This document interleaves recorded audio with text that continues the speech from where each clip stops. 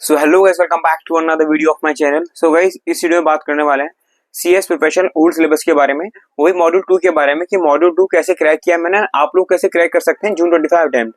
और गाइस ध्यान से सुनना, जो भी सीएस प्रिपरेशन का अटेम्प्ट दे रहे हैं, चाहे मॉड्यूल 1 का दे रहे हैं, मॉड्यूल 2 का दे रहे हैं, मॉड्यूल 3 का दे रहे हैं, यार देखो ओल्ड सिलेबस है, लास्ट अटेम्प्ट है। I would request each and every one of you, जो भी मेहनत कर रहा है ना, जो भी आप डेली पढ़ रहे हो, तो प्लीज उस पर अपना जो एफिशिएंसी लेवल है वो बिल्कुल हाई रखना, क्योंकि यार लास्ट अटेम्प्ट है, इसके बाद एक्सटेंशन नहीं मिलेगा। ठीक है, एक्सटेंड होगा ही नहीं ओल्ड सिलेबस, तो this is going to be the last attempt for CS preparation old syllabus student. तो प्लीज यार, जो भी आप एग्जाम दे रहे हो, मॉड्यूल 1 दे रहे हो, 2 दे रहे हो, 3 दे रहे हो, ऑल मॉड्यूल दे रहे हो, तो प्लीज यार इसी में ही क्लियर करना है। ठीक है, और आपको अगर ग्रुप 1 ग्रुप 2 के नोट्स चाहिए हैंडराइटिंग, तो मुझे डीएम कर देना व्हाट्सएप पर, I will provide you the notes. ठीक है, पेड है लेकिन yes I will provide your notes, क्योंकि उसको ही मैंने पढ़ के क्रैक की एग्जामिनेशन, चाहे जीआरएमसी में एग्जामिनेशन लाना या फिर सीआरआई में 55 लाना, जो भी है मैंने अपने तरीके से पूरा किया है। हैंडराइटिंग नोट सबसे ज्यादा इंपॉर्टेंट रोल प्ले करते हैं आपकी एग्जामिनेशन में, आपकी स्ट्रेटेजी में, आपकी प्लानिंग में। ठीक है, तो वो सबसे ज्यादा इंपॉर्टेंट है, तो आप मुझे डीएम कर देना, लिंक डिस्क्रिप्शन में दे रही व्हाट्सएप की।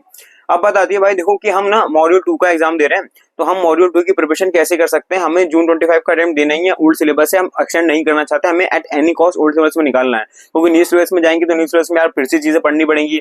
मॉड्यूल 3 में स्टडिंग मैनेजमेंट आ जाएगा, सीआरआई में वैल्यूएशन अलग आ जाएगा, तो बहुत ऐसा दिक्कतें क्रिएट हो जाएंगी हमारे लिए, क्योंकि हम ओल्ड सिलेबस पढ़ते हुए आ रहे हैं इतने टाइम से, 4-5 टाइम हम ओल्ड सिलेबस में देते हुए आ रहे हैं, लास्ट टाइम क्रैक करने की सोच रहे हैं, नहीं करा तो फिर न्यू सिलेबस में जाना तो मैंडेटरी हो जाएगा। हम चाह रहे हैं कि इसी में निकालते हैं और अच्छे मार्क्स से निकालते हैं अपन, तो क्या हम निकाल सकते हैं एग्जैक्टली मैं उसी पे बात करने वाला हूँ। लेकिन उससे पहले चैनल सब्सक्राइब नहीं किया तो कर देना, शेयर कर देना उन दोस्तों में जो सीएस प्रिपरेशन का ओल्ड सिलेबस का अटेम्प्ट देने वाले हैं या जून 25 का अटेम्प्ट देने वाले हैं, कोई भी हो तो उनको शेयर कर देना, क्योंकि स्ट्रेटेजी वीडियो आप लोगों के लिए बस आने स्टार्ट हो गई है, आती रहेंगी। ठीक है, कमेंट सेक्शन में कर देंगे अगर आपको कोई स्पेसिफिक वीडियो चाहिए मेरे से, तो बाकी मैं अपने हिसाब से वीडियोस आता रहूंगा।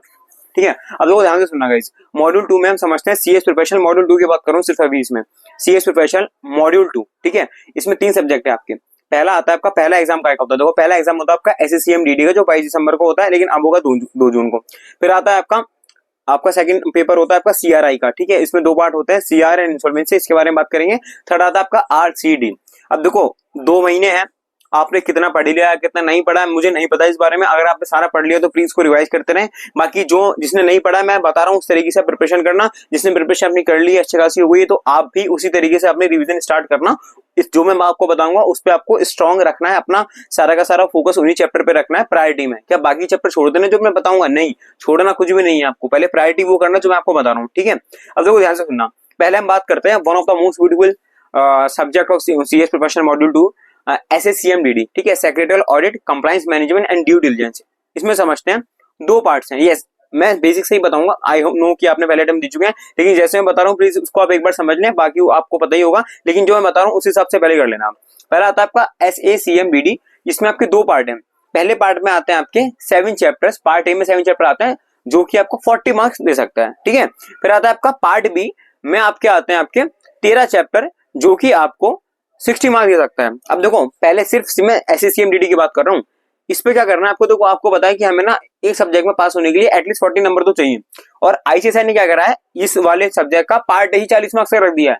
तो हमें एक हम देखें रैशनल बिहेवियर ये होता है कि यार हम ना क्या कर सकते हैं, जहां पर चैप्टर्स कम हो और वेटेज ज्यादा हो वहां पर फोकस करते हैं। तो मैंने भी वही किया था और आप भी वही करना।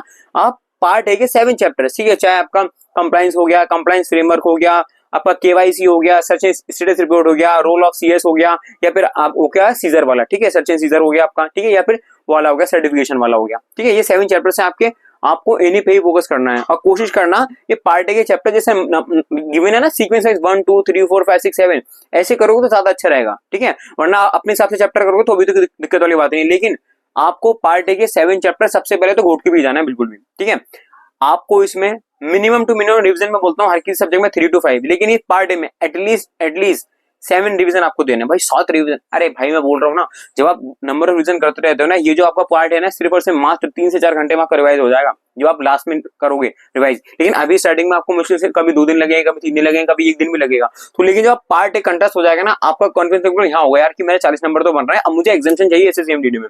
क्या आप उस 60 नंबर में से 30 नंबर नहीं ला सकते? ला सकते हो, इजी चैप्टर्स हैं। और मैं बोलूंगा इंटरनल ऑडिट, सेक्रेटरियल ऑडिट, ये तो आपको पता ही होगा ना, लिमिट 138 की हो गई आपकी। ठीक है, ये तो आपको पता ही होंगे। 204 की हो गई सेक्रेटरी ऑडिट की, ये तो आपके सेक्शंस आपको बिल्कुल टिप्स पर ही होंगे एग्जीक्यूटिव से ही। तो प्लीज आप इंटरनल ऑडिट वाला चैप्टर अच्छे से करना, सेक्रेटरी ऑडिट वाला करना, फ्रॉड वाला चैप्टर जो आपको पता है वो करना, ठीक है। तो ये सारी वीडियोस आपको बहुत ज्यादा ध्यान में रखनी है कि ये सारी जो आपके चैप्टर्स हैं इनको बहुत ध्यान से करना है, ठीक है। आपको मैंने बताया ऐसे सेम डेट में पार्ट ए पहले करो एंड फिर उसके बाद पार्ट बी करो आप, ठीक है। पार्ट ए को नंबर रिवीजन देने हैं, फिर अच्छा मैं ना स्पेसिफिक वीडियो भी लाऊंगा हर चैप्टर में कैसे कैसे करना है। बाकी मैं आपको इसमें स्ट्रेटेजी बता रहा हूँ कि इस पूरे मॉड्यूल 2 क्या होती है, स्पेसिफिक सब्जेक्ट की भी लाऊंगा, आप कमेंट सेक्शन में कमेंट कर दोगे तो। फिर आती है सेकंड बात हमारी आती है CRI की। CRI बहुत लेंथी सब्जेक्ट है यार, उसमें मर्जर है, अमलगमेशन है, टेक ओवर है, क्या क्या करें समझ में नहीं आता, वैल्यूएशन है, क्या क्या करें भाई, न्यूमेरिकल भी उसमें समझ में नहीं आता। ध्यान से सुनना जो भी बता रहा हूँ। CRI में 2 part, part A CR corporate restructuring 50 number, part B insolvency 50 number. तो आपको फोकस क्या करना है, आपको फोकस करना है part B of CRI that is insolvency, ठीक है। इंसॉल्वेंसी फोकस करोगे, आपको सारे चैप्टर करना है, कुछ छोड़ना है नहीं है, सारे चैप्टर करोगे आप इंसॉल्वेंसी के, उसके बाद जाओगे CR पे। CR के चैप्टर्स हो गए आपके, मर्जर हो गया, अमलगमेशन का, टेक ओवर हो गया, तो सब करते हैं, लेकिन ये आपको प्रायोरिटी नहीं रखनी, ये आपको लास्ट में करना है।